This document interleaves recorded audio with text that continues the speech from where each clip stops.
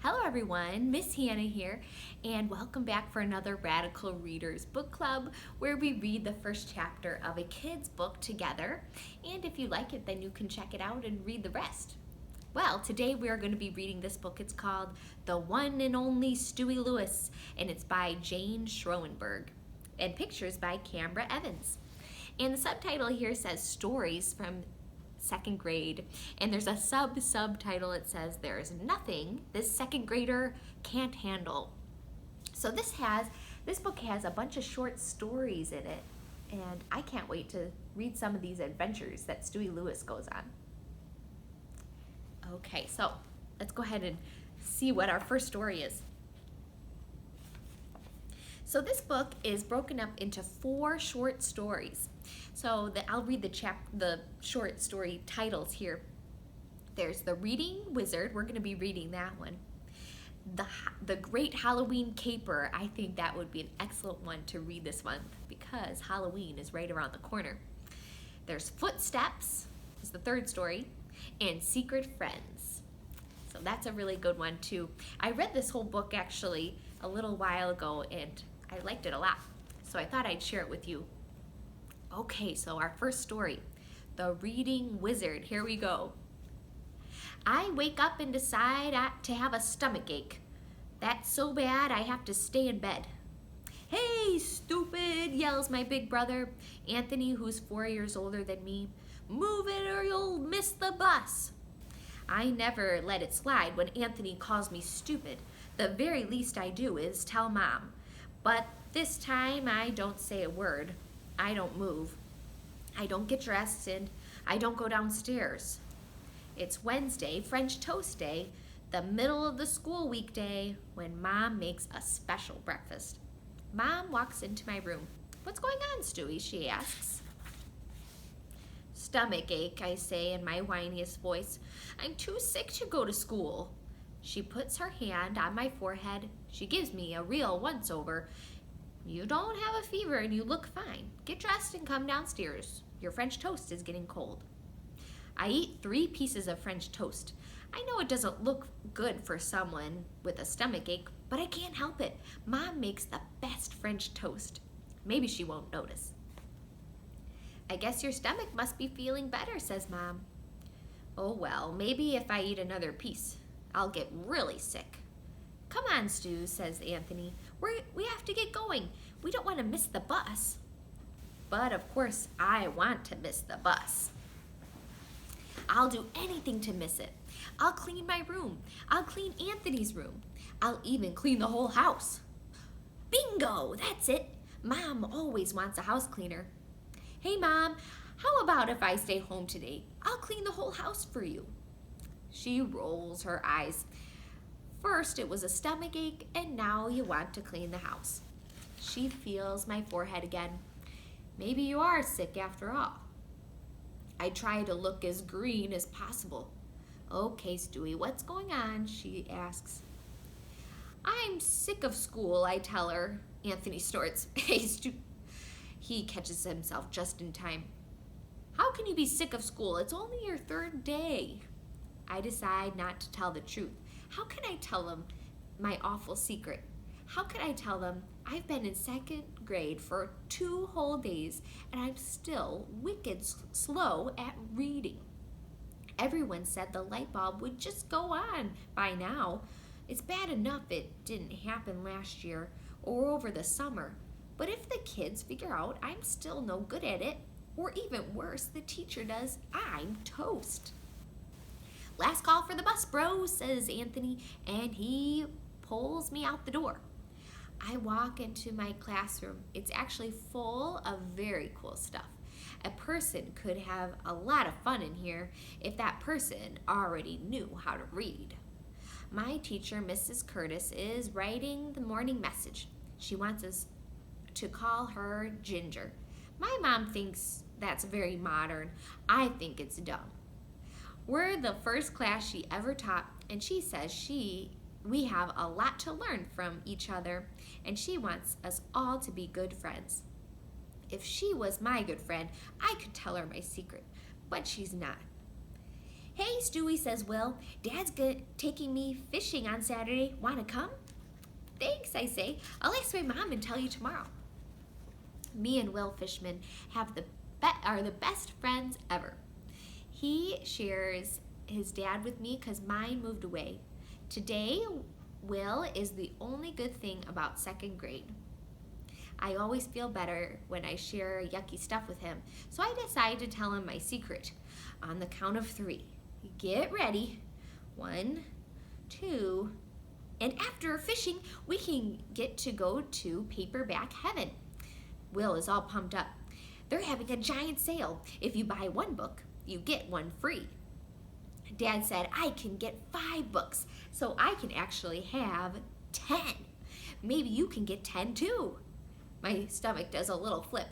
There's no way I'm going to paperback heaven with Will. No way at all. I just remembered something, Will. I say, Mom says I have to clean my room on Saturday. Well, can you ask her anyway? Okay, I say. I feel really guilty now, not because not telling the truth is not getting easier, but what else can I do? Will was reading way back in preschool. He was reading when he was born. He's like a reading monster. He eats books up, humongous fat ones too. He's even real patient. He's been waiting years for me to catch up and read as fast as he does. I just can't let him know it still hasn't happened yet. Good morning, everyone. Please join me on the meeting rug. Mrs. Curtis is waiting in her rocking chair by the easel with the morning message. Just follow my pointer and we'll all read today's message together, she says. I look around. If everyone is looking at her pointer, I'm safe, because then no one will be looking at my lips, which definitely won't be moving. Hello, second graders. This morning we have DEAR, DEAR, which stands for Drop Everything and Read. Our dear buddies will be Mr. Stone's 6th graders. Later we will have Jim. Let's talk about how DEAR works. Ginger. Nice reading, friends, says Mrs. Curtis. Does anyone have any questions about DEAR? I know all about deer, says Sam. I am a deer expert, Ginger. My grandpa lives in the country. He has tons of deer that live near him. Duh, says Lily Stanley. Ginger doesn't mean that kind of deer, Sam. She was talking about the DEAR program, right, Ginger? That Lily is a big know-it-all. Only she doesn't know how annoying she is.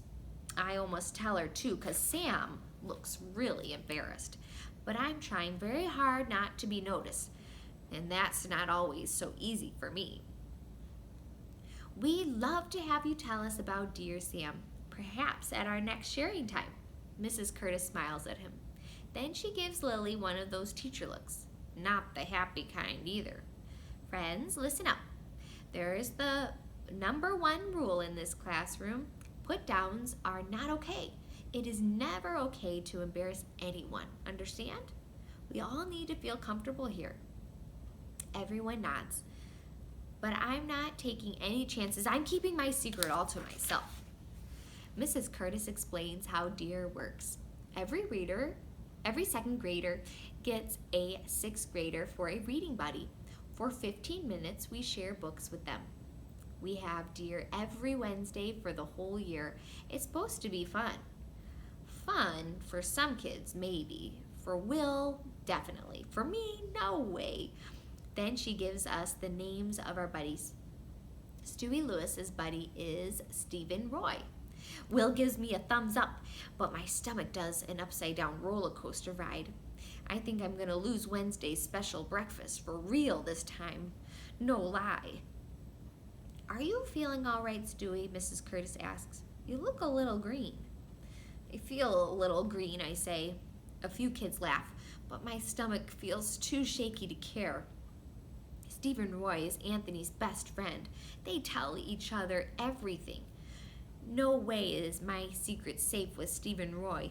No way is he ever going to be my reading buddy. Mrs. Curtis shushes the other kids. What did we just talk about, friends? Now, pick out a book and share with your reading buddy. Then she asks me to come over to her rocking chair. Do you need to go to the nurse, she whispers. Yes, I say. I guess I'll have to miss dear time today. She gives me one of those teacher looks, the maybe something else is going on kind. Is there anything you want to tell me, Stuey? She asks. Well, I'd like you to change my reading buddy. How come, Stu? She seems to really care. It almost makes me want to call her Ginger. It almost makes me want to tell her the truth, but not the whole truth. So I decide to tell a piece of it. I won't be comfortable with him. Are you sure? She asks. I nod my head yes. Do you want to tell me why? She asks. I shake my head no. And do you know what? She doesn't ask me any more questions. She just gets up and gets her list. I could switch your partner with Sam's. Would you be willing to give Natalie Archer a try? She asks. I guess so, I say. Can I go to the nurse now? She gives me another one of those looks, but she lets me go anyway. Yes, I'm safe until Wednesday. My stomach starts feeling better when I get to Mrs. Cotton's office. What's the problem, Stuey? She asks. Too many pieces of French toast, I say, but I'll feel better in time for gym class. She puts a hand on my forehead, then she gives me a wink. I'm sure you are, she says. Want to lay down for a bit? Then she fluffs up a pillow for my tired head. Keeping a secret is a lot of work. I close my eyes and have a little rest. Hi, are you Stuart? A girl with brown hair and glasses is standing by my cot. She's got a book in her hand. I'm Natalie, your reading buddy. Relax, I say to myself. She's only a dream. I pinch myself. But guess what? She isn't. Want to hear a story? It might make you feel better, she says. Do I have to read? I ask. No, she says. You just get to rest. This is one of my old favorites. It always makes me feel better. Maybe it will help you too. And then Natalie Archer, my dear buddy, begins to read. I close my eyes and feel my crowded thoughts slowing down. I've just bought another day. My secret is still safe. I was right about Stephen Roy having loose lips. He blabbed to Anthony at lunch about my trip to the nurse, and Anthony blabbed to Mom. So now she's rethinking Wednesday's special breakfast, and she's gonna monitor how much I eat. All because Stephen Roy can't keep his mouth shut. I knew he couldn't be my reading buddy. You look like you're feeling great this morning, Stuey, says Mrs. Curtis when I walk into my classroom the next day. Want to help me write the morning message? I'd love to help, Ginger, says Lily. I'm an excellent writer. For once, I'm happy to have that annoying girl in my class. Thank you, Lily, but I was asking Stuey, says Mrs. Curtis. I'm happy to give my turn to Lily, I say, and I give them both my best smile. I can do it another day. That's very friendly of you, Stuey, says Mrs. Curtis. I can't tell what kind of teacher look she's giving me, but she hands Lily a blue marker. Hey, Stuey, says Will, did he ask your mom about Saturday? I take a deep breath. I can go fishing, but I'm not sure she'll let me go to the bookstore, I tell him. I don't get it, Stu. What's going on? He asks. I take another deep breath. It's now or never. I'm going to tell him. But then Mrs. Curtis calls, Good morning, everyone. Please come to meeting. Mrs. Curtis is waiting, Will. We better get over there, I say. It's time to read the morning message, says Mrs. Curtis. Please follow my pointer. Hello, second graders. Happy Thursday. Today's lunch is pizza. We have library this morning. Let's go over the rules. Ginger. I know all about the library rules, says Lily. I'm sure you do, Lily, says Mrs. Curtis, but the rules are a bit different from second grade. This year, you get to take out 4 books. Cool, says Will. Then he turns a little red. Normally, he's pretty quiet. You can pick out any 3 books you want, says Mrs. Curtis. Picture books or chapter books, fiction books or nonfiction books, and your mom or dad can read them to you. Yes, it's still okay for Mom to read to me. I look at my teacher and I give her my first real smile since the school year started. But you also have to pick a book that you can read. So here's the 5-finger rule. For the 4th book, open the book, read the first sentence.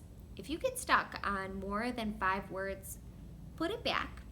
That's a book for later. For now, try an easier book. No, that is not okay. No way is anybody gonna see me taking out a baby book. I roll my eyes at Mrs. Curtis. Don't worry, Mrs. Curtis looks right at me. I'll help each of you pick out the perfect book. She's right. I don't have to worry, because I'm not going to the library, not now, not ever. Can everyone please line up at the door, says Mrs. Curtis. Let's go, Stu. Will grabs my hand. He's hot to trot, only I don't move. My bottom is glued to the floor. Come on, Stuey. Will is losing his patience. We only have 20 minutes in the library. You go ahead, Will, I say, and he lines up. Ginger? Lily's voice gives me an instant headache. Stuey Lewis isn't lining up. Thanks, Lily. I appreciate your concern, Mrs. Curtis says. She walks over to me and leans down. I'll be back in a minute, Stuey, she whispers. Stay put, okay? I nod. Then she walks to the front of the line and everyone files out the door. The room is very quiet. I think I'm very alone. I think it's no fun to miss the library, and I think I would like to go home. But mostly, I think the 5-finger rule stinks. I hear Mrs. Curtis, but I hope that if I close my eyes, she'll go away. I'm your teacher, Stuey, she whispers, but I'd like to be your friend too. I don't say a word, but she knows I'm listening because I open my eyes. Friends trust each other, so I'm going to trust you with a big secret, okay? Okay, I say. I didn't learn how to read until 2nd grade, Mrs. Curtis says. No way, I say. Not until then? Worse, really, she says. Not until the end of 2nd grade, and not really well until the end of 3rd. Wow, I say. That must have been really hard. Sometimes life is hard, but you have to try to make it work. I guess so, I say. I've been trying. I know, she says. Then she puts her arm around me. So what's making life hard for you, Stu? She asks. And do you know what? I tell her. But Stuey, she says, you've only been in 2nd grade for 4 days. I can't wave a magic reading wand to make it happen. I have to teach you.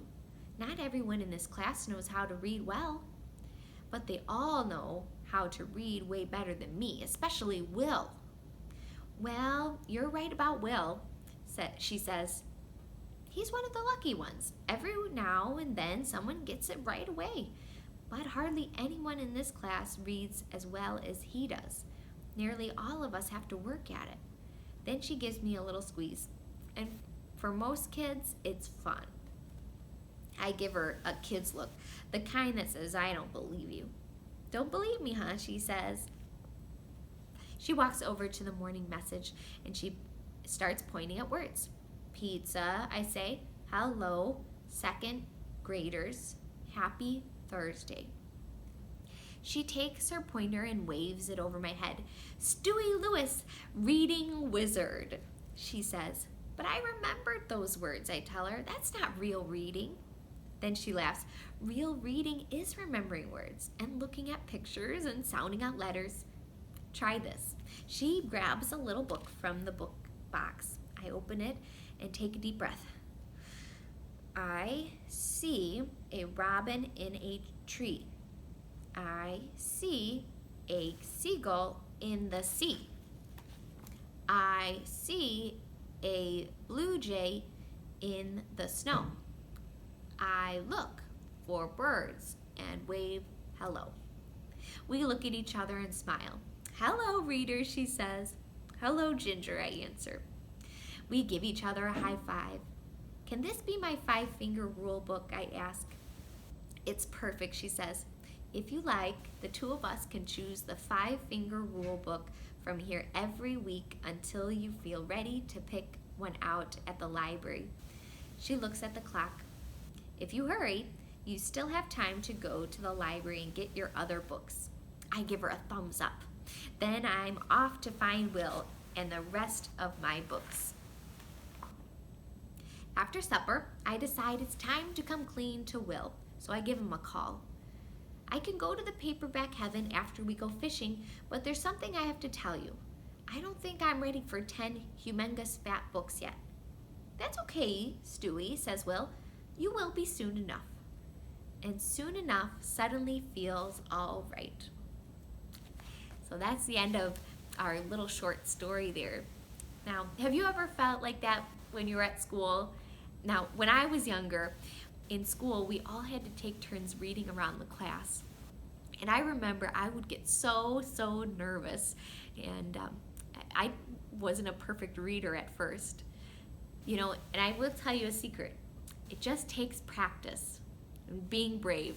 So if you feel like you're not really catching on to reading right now, or reading makes you really nervous, well, I'll tell you a little trick. Just practice. That's how you get good at reading. And just do it on your own, and maybe do it with a friend, maybe even reading with a dog. We have a therapy dog that sometimes would come in and read with the kids, and sometimes that helps to read to a pet because they don't say anything back, you just read along. Well, there is another short story after this. It's The Great Halloween Caper, and that is a really fun story as well. So if you want to read that story and the other ones in this book, you can check it out either by checking it out here at the library. You can make an appointment and grab it, or you can place it on hold in our catalog or over the phone, and then we'll schedule a curbside pickup. But we also have Hoopla and Libby. Those are 2 apps that we offer for free for our patrons, so you can check it out that way too. Okay, well, thank you so much for joining me. I'm so glad that we got to read another chapter for our Radical Readers Book Club. I will see you next time. Bye-bye.